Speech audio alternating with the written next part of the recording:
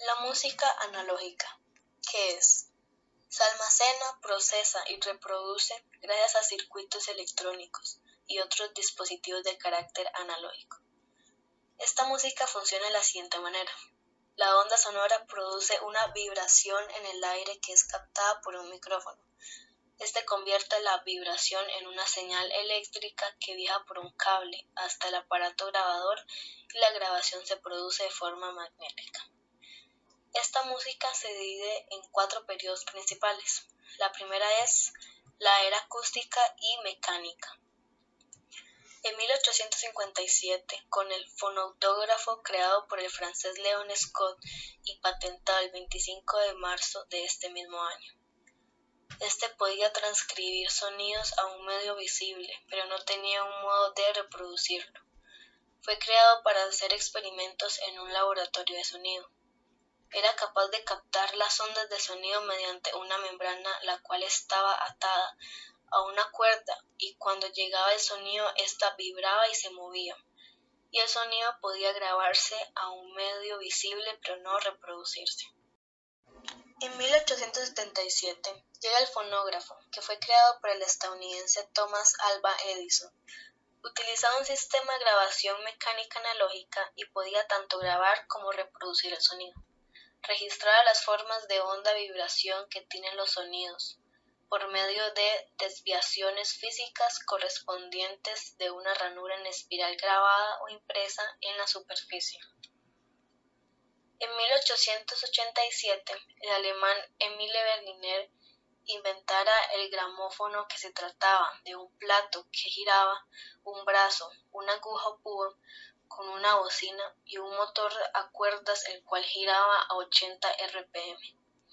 Utilizaba un sistema de grabación mecánica analógica, también solo que este lo hace sobre la superficie de un disco metálico, que ha sido tratado químicamente. La diferencia entre este y su antecesor es que este hacía los surcos de manera horizontal. De aquí pasamos a la era eléctrica. En 1925 llegó el tocadiscos creado por Thomas Edison, que está construido por un plato giradiscos que rotaba por la tracción eléctrica, un brazo que la punta que tiene una púa con una bobina e imán, el cual es sensible a las vibraciones de la púa cuando ella recorre el surco de los vinilos. La salida de la cápsula va a un amplificador, el cual transmitirá los datos registrados en el disco. Además de reproducir los discos de forma eléctrica y no electroacústica, reproducción eléctrica de los discos traía muchas ventajas, como por ejemplo, poder tener el control del volumen de la reproducción, poder modificar los sonidos graves y agudos y, gracias a la energía eléctrica, el plato giraba a una velocidad constante de 33 RPM, logrando una mejor calidad y evitando el efecto lloro. La era magnética, el cual se mejoraría los métodos de grabación, pero no en vinilo sino en cintas magnéticas, comenzando en 1911 con el magnetófono de alambre, creado por el estadounidense Oberlin Smith, en el cual el sonido se grababa en un alambre, dándonos la posibilidad de poder regrabar mensajes. Este aparato también se utilizaba para comunicaciones militares.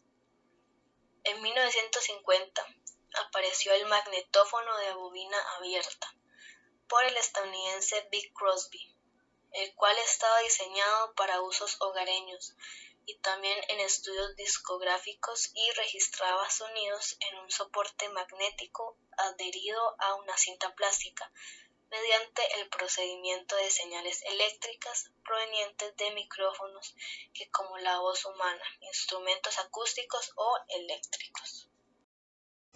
En 1963 se hace la aparición del cassette compacto. La empresa Philips de Europa introdujo el cassette con la idea de reducir el tamaño de los magnetófonos como el de las cintas. El cassette es una caja plástica lo más cerrada posible para que no entre el polvo de las cintas magnéticas. Contaba con una cara A y una cara B, en el cual se podía grabar dos cosas muy diferentes. Pasamos a la era eléctrica. En 1970 salió el Laserdisc por David Paul Gregg, pero en 1978 sería mejorado por Philips y Sony con el disco compacto CD. Al año siguiente, los desarrolladores del nuevo sistema de audio digital hicieron una duración de 70 minutos al hecho de que grabaron la Sinfonía número 9 de Beethoven sin ningún corte o sin dividirla en dos discos. Además, luego se desarrollaron varios formatos digitales con más duración y calidad, tales como el formato MP3, que se convirtió en un estándar de compresión de audio de alta calidad digital, el cual fue utilizado para plataformas en Internet. Al finalizar, en 2015 llegó Magenta. Es un proyecto con inteligencia artificial creado por Google con el fin de crear arte, es decir, 100% autónoma, la cual crea dibujos, pinturas y música de forma independiente. Está compuesta por una red neuronal que es un sistema informático expuesto a obras musicales ya existentes. Es la primera creación artística por máquinas. La música digital. La música digital es aquella que se representa mediante unos y ceros. Es típico del uso de las computadoras, en donde puede estar almacenado bajo la forma de un archivo. Uno de los primeros aparatos fueron las grabadoras y reproductores de audio. Aparecieron en el siglo XIX.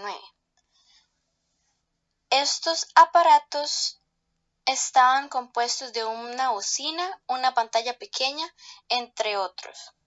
Se le llamaban archos. Fue inventado por Henry Croas en 1877.